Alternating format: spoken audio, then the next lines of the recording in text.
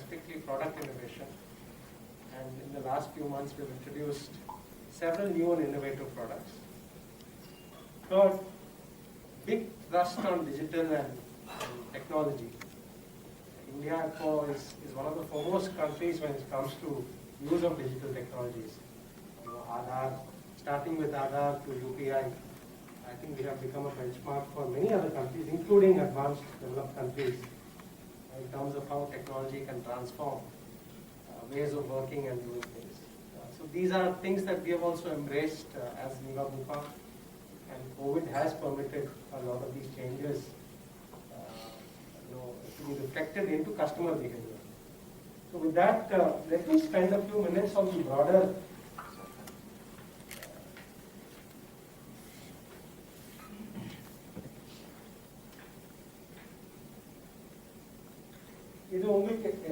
but I think it's worthwhile reflecting on some of the figures. Healthcare is a very, very big industry. We all know that it is one of the largest employers anywhere in the world, one of the largest employers in India. And India, unfortunately, is in a situation where a large part of healthcare spend is out of pocket. You all know this. Health insurance penetration is very low. More than upwards of 60%, that number is probably 64-65% of healthcare spend in our country is out of pocket. We don't spend as much, although this number is improving, but we don't spend as much on healthcare as we should be doing. Typically, developing countries who do a good job on healthcare, advanced countries spend about 7-8% of GDP on healthcare. In contrast, our spend is more like between 4.5% and 5%. So clearly, COVID has taught us that public health, healthcare infrastructure are very, very important. We cannot enjoy a demographic dividend unless we have healthy people. So the importance of healthcare and therefore of health insurance has only grown many, many times in the last 18 months. And India, one thing is very unique in terms of burden of disease. Number, in advanced countries, typically they suffer from diabetes, so-called chronic conditions, diabetes, hypertension, heart disease, cancers. India now is one of the leading countries when it comes to diabetes. In fact, diabetes is a very big problem in the state of Tamil Nadu. I think in heart disease, we have more than 120 million people who have some form of hypertension. So not only do we have the so-called non-communicable diseases, but we also have communicable diseases. Whether it's dengue, chikungunya, malaria, we continue to suffer quite heavily. We had a fairly bad infectious disease season in the months of October and November, especially as the monsoon retreats. This is something that we continue to be hit with as a country. And of course, we all know that insurance penetration, in spite of a lot of progress that we've made, continues to be quite low in our country. You know this, but I think the last one is new in the page. The fact that epidemics have become more frequent. Of course, COVID is a pandemic, but the fact is zoonotic diseases, as they call it, viral-borne diseases are going to become more and more frequent, especially as human habitats collide with animal habitats. The transfer of the movement of viruses from animals to humans will become more common. It has been on the rise over the last 20 years, and what we are witnessing today is a worst outbreak, similar to what happened about 100 years ago with the Spanish flu. But the view is that more and more, epidemics will become more and more frequent, especially as populations start to live closer and closer to animal populations, and viruses jump from animals to humans. So this is a new one. It's a fairly big risk from a health standpoint, and only emphasizing why health insurance is becoming more and more important in the world as well as in India. A reflection of the growth that the industry has been witnessing. Products that cater to every one of these segments. Most recently, we launched a senior citizen product that caters to the unique needs of senior citizens. We have approval on a product from the IRDA, which we are hoping to launch soon, which is targeted at people who have chronic conditions. Diabetes being the one of the big examples of chronic conditions. So we have a product that we believe is uniquely going to cater to the needs of people with chronic conditions. We are working on a product for younger Indians. We noticed that young Indians are not buying as much insurance as they need to. And certainly COVID has taught us that nobody is immune from falling sick and getting hospitalized. So we are trying to build a product for young Indians. So segment-based innovative products is a journey that we have been executing on in the past. And ultimately the proof of everything we do, and boils down to how well we do on claims, and that's the one that I spend a few minutes on. Broadly on this slide, what I want to say is lots of investments in digital and technology. Today's customer wants instant gratification. So whether it's policy issuance, policy servicing, now we've made a lot of investments in digital and technology to make sure that we provide great customer experience. And the moment of truth, when it comes to health insurance, the there, as I stated before, I do believe we have industry-leading statistics on claim settlement.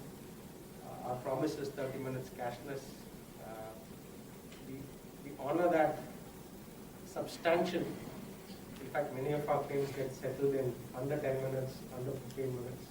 For 30 minutes is our commitment to customers. And this is something that ultimately you can grow a business only when you make good on the promises that you make. And in the promise, I feel we keep substantially wherever we operate.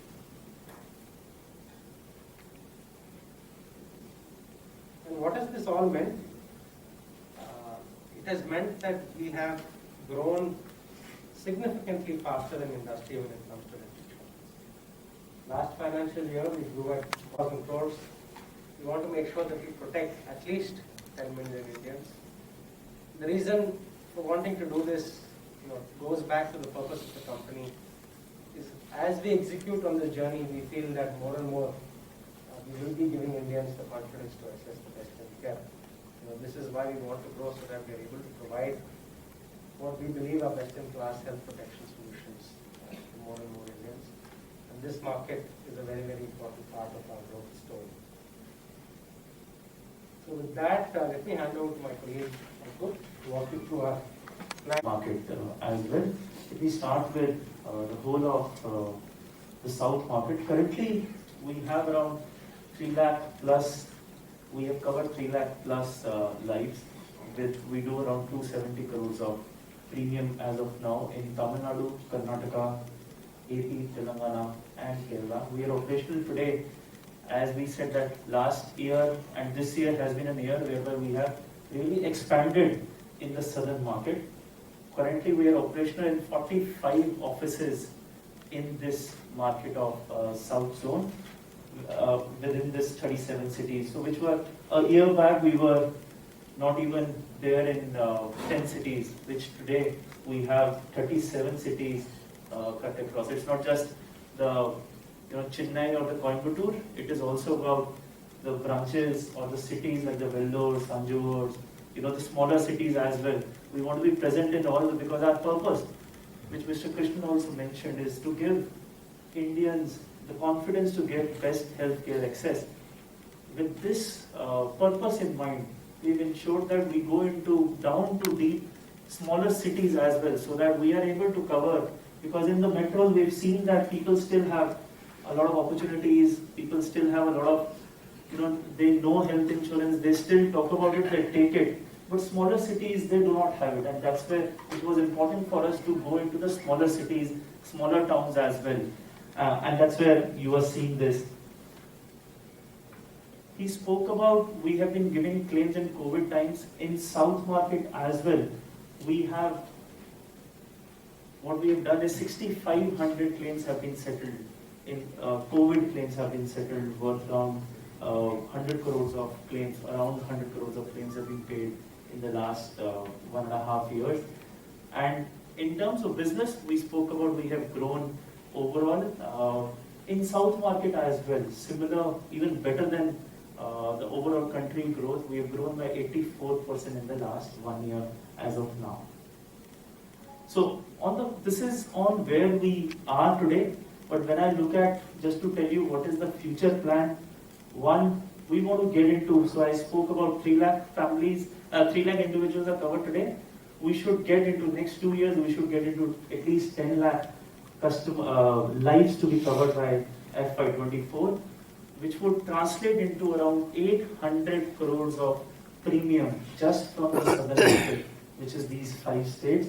And this would translate into around almost 5 lakhs of policies as well for us.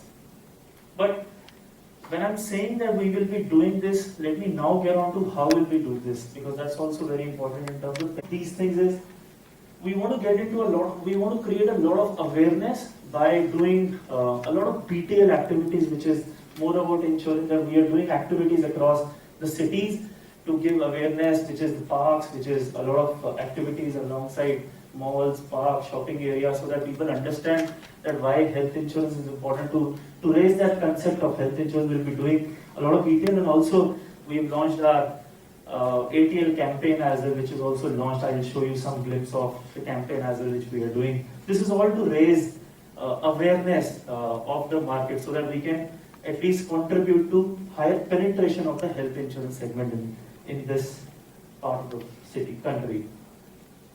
The next important thing for us, while we have our offices, we have our people on board, agents on board, training them, awareness. The next thing is how do we settle claims, and hence we will have 2,500 hospitals, cashless hospitals in these 5 states, to ensure that we have adequately hospital. That's how we did Bihar and Orissa. What is our market share in South India as well as also in Tamil Nadu? Our overall market share for retail health is about 7%. In South India, my sense is the statewide numbers, latest statewide numbers are not out. We'll take another year to have countrywide data, but just going by presence, I feel it will roughly be in that proportion. So as you said, segment wise innovative products. Can you explain? For example, if you take customers, not all customers are the same. A senior citizen has very different healthcare needs, very different affordability compared to somebody who is middle aged. Somebody who is diabetic or has suffering from asthma or heart conditions, again has very different healthcare needs from a normally healthy person.